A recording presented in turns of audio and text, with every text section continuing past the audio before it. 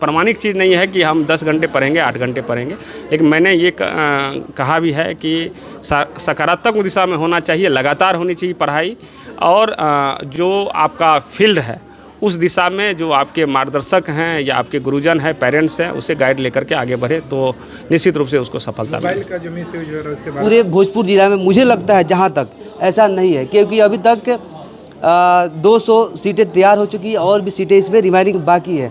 और जैसे हम यूजर आईडी एंड पासवर्ड दिया जाएगा कि आपके बच्चे को आप देख सकते हैं, आकलन कर सकते हैं कि लाइब्रेरी में पढ़ रहा है कि नहीं पढ़ रहा है। छात्र पढ़ने आते हैं लाइब्रेरी में, वो तो कहीं ना कहीं एडजस्ट हो जाता है। अभी जो छात्राएं के लिए है वो भी सेम है, टाइम टेबल सेम ही रहेगा, मतलब जो 8 आवर का जो भी अपना ड्यूरेशन लेंगे, बस जो सिस्टम है, जो बैठने का जो तरीका है वो अलग अलग। सवाल बा कि गांव में के जौन युवा पीढ़ी बिया हमनी के देखो तनी जा कि ओकरा में ये नहीं है जब भाई हम पुलिस में जाई, डॉक्टर बनी, इंजीनियर बनी, मैं नयका लड़के यह सोचते रहे जो हम नेता बन जाई, कारण का मन। देखिए, जो छात्र हैं, छात्राएं हैं, उनके गार्जियंस हैं, उनको जो भी फील्ड लगता है कि हम इस फील्ड में अच्छा कर सकते हैं, उसके लिए सभी दरवाजे खुले हैं, सभी फील्ड जो है स्वतंत्र हैं। आप उसी दिशा में सकारात्मक तरीके से तैयारी करेंगे तो निश्चित रूप से उनका जो सपना है वो पूरा होगा। ज्ञान बिंदु लाइब्रेरी का सर, हाँ, ये बहुत अच्छा लाइब्रेरी, इनका जो स्पेस काफ़ी स्पेसियस है और 200 जो सीट हैं उनका ये स्ट्रेंथ है, तो निस्संदेह यहाँ के क्षेत्रों के लिए, यहाँ के गार्जियंस और उनके बच्चे के लिए एक अच्छा अवसर है कि यहाँ जो है एक अच्छे वातावरण में जहाँ सभी तरह के सुविधाएं उपलब्ध हो, और इसको और थोड़ा सा अपग्रेड करने के लिए हमने बताया है, तो यहाँ के बच्चों को अधिक से अधिक लाभ पहुँचेगा और वो अपने सपने को पूरा करने के लिए यहाँ दिन रात मेहनत करके पढ़ाई करेंगे तो निस्संदेह यहाँ के समाज के लिए और राज्य के लिए और देश के लिए नाम रोशन करेंगे। आज के परिवेश में लाइब्रेरी कितना जरूरी है? देखिए, बच्चे के लिए यदि उनको उस तरह की सुविधाएं उनको घर पे अवेलेबल हैं तो ठीक है।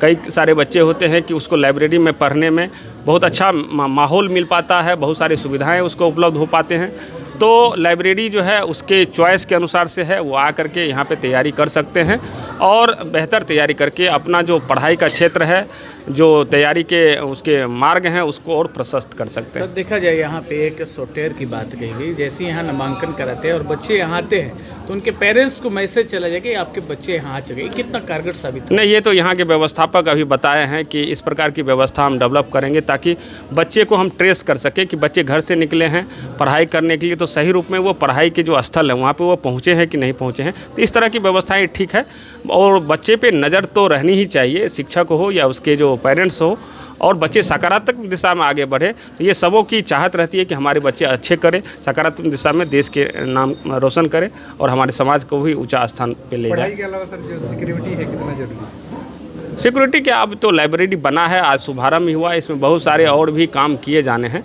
तो सिक्योरिटी के लिए तो सारी व्यवस्थाएं हैं, प्रशासन है, तो इसको सिक्योरिटी के लेवल पे किसी प्रकार की कोई चिंता करने की आवश्यकता नहीं है।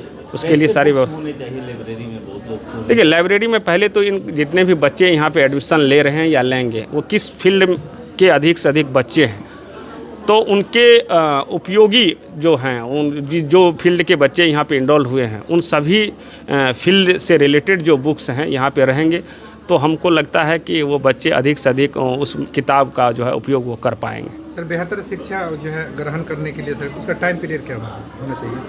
देखिए, मैंने जैसे कि बताया कि इसका कोई टाइम फ्रेम नहीं है, कोई कहीं पे ऐसा कोई प्रमाणिक चीज़ नहीं है कि हम 10 घंटे पढ़ेंगे, 8 घंटे पढ़ेंगे, लेकिन मैंने ये कहा भी है कि सकारात्मक दिशा में होना चाहिए, लगातार होनी चाहिए पढ़ाई, और जो आपका फील्ड है उस दिशा में जो आपके मार्गदर्शक हैं या आपके गुरुजन हैं, पेरेंट्स हैं, उसे गाइड लेकर के आगे बढ़े तो निश्चित रूप से उसको सफलता मिलेगी। मोबाइल का जो मिसयूज हो रहा है उसके बारे में सर बताया गया। मैंने बताया कि जो डिजिटल प्लेटफॉर्म है उसके कई सारे सकारात्मक उपयोग यदि आप करते हैं तो आपको पढ़ाई के क्षेत्र में आपको सुविधा मिलती है, लेकिन उसके कुछ निगेटिव इफ़ेक्ट्स भी हैं जिससे बच्चों को बचना चाहिए। Thank you. आपके द्वारा ज्ञान बिंदु लाइब्रेरी का शुभारंभ किया गया, क्या कहना चाहेंगे? हम यही कहना चाहेंगे कि जितने भी अभिभावकगण हैं जो अपने बच्चे को अपने घर में अच्छा माहौल और अच्छा समय नहीं दे पाते हैं, जो कि बच्चा आता है लाइब्रेरी में, यहाँ पर इन्वायरमेंट आपको मिलेगा, फुली एसी मिलेगा, आपको रोशनी का और बैठने का साधन मिलेगा। और हमारे पास एक लगेगा थंब लगाएगा लड़का, तो ये समझ लीजिए कि एंट्री कर गया लड़का हमारा। और थंब लगाएगा तो गार्जियन के पास ये मैसेज चला जाएगा कि हमारा बच्चा अब लाइब्रेरी से निकल चुका है। यहाँ पर कैंटीन का सुविधा दिया गया है कि बच्चा अगर चाहे तो अपने घर से खाना ला सकता है, यहाँ पर बैठ के खा सकता है, या वहाँ पर डिस्कस करने के लिए एक अलग जगह का व्यवस्था किया गया है। उसके बाद अगर लड़का का अगर कोई लॉकर का सुविधा है, अगर कोई बुक है या कोई सामान है तो उसमें रख सकता है। और उसके बाद कैंटीन का सुविधा है कि यहाँ पर आपको चाय, फास्ट फूड जितना आइटम होता है वो सब मिलेगा। और हमारे के यहाँ ये 3-4 ठो स्कीम है कि अगर आप 1 साल का पहले पैसा देते हैं तो 20% छूट है उसमें। अगर आप 1100 रुपया आप देते हैं तो 3 महीना आप कंटिन्यू पढ़ सकते हैं। उसके बाद कोई हमारा आपका नामांकन फीस नहीं देना है। विदाउट नामांकन फीस स्टडी कीजिए, और जो भी आपको अगर लगे कि ये कमी है उस कमी को हम दूर करेंगे। एडमिशन तो कल से चालू हो जाएगा। एडमिशन कल से चालू हो जाएगा। आप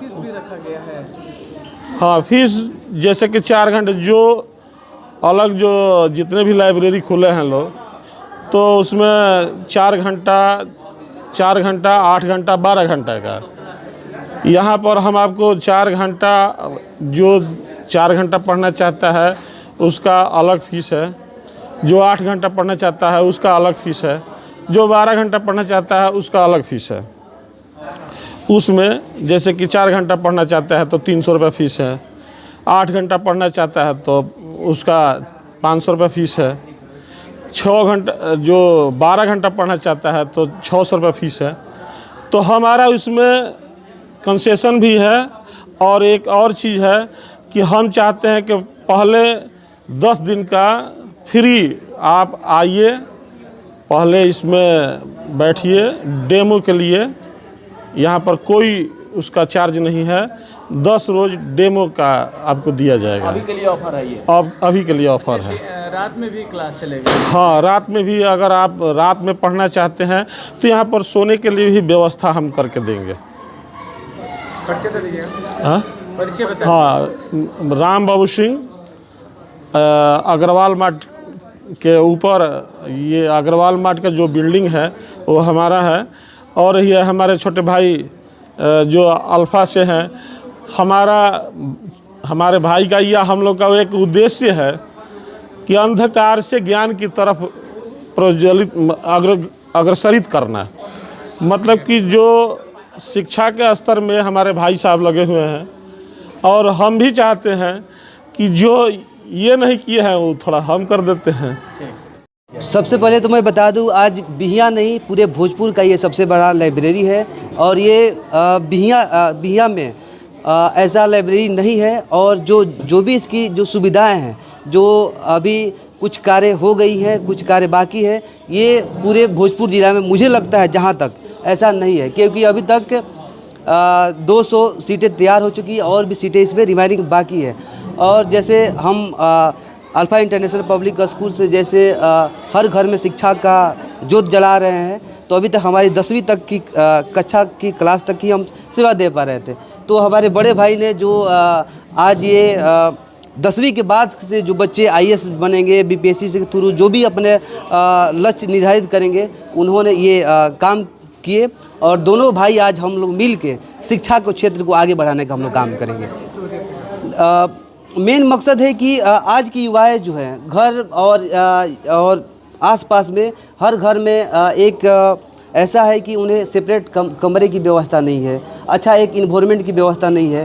तो अगर कम ही पैसे में छोटा सा हम लोग एक चीज़ करके एक बड़ा इम्पैक्ट दे दे, वो बड़ा इन्वायरमेंट दे देंगे हम लोग, तो वो बच्चे आगे जाके कुछ आगे निकल सकते हैं। पढ़ाई का जो वातावरण है वो यहाँ पे मिलेगा?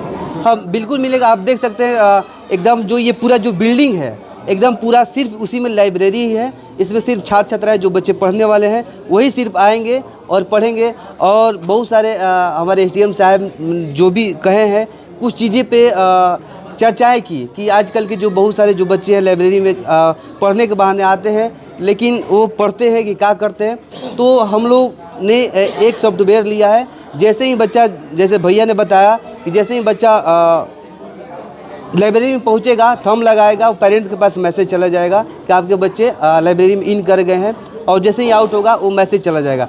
साथ ही साथ जो CCTV कैमरे का जो है एक parenting user ID and password दिया जाएगा कि आपके बच्चे को आप देख सकते हैं, आकलन कर सकते हैं कि लाइब्रेरी में पढ़ रहा है कि नहीं पढ़ रहा है। छात्र पढ़ने आते हैं लाइब्रेरी में, वो तो कहीं ना कहीं एडजस्ट हो जाते हैं।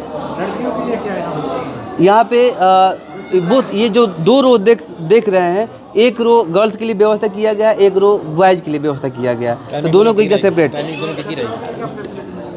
अभी जो छात्राएं के लिए है वो भी सेम है, टाइम टेबल सेम ही रहेगा।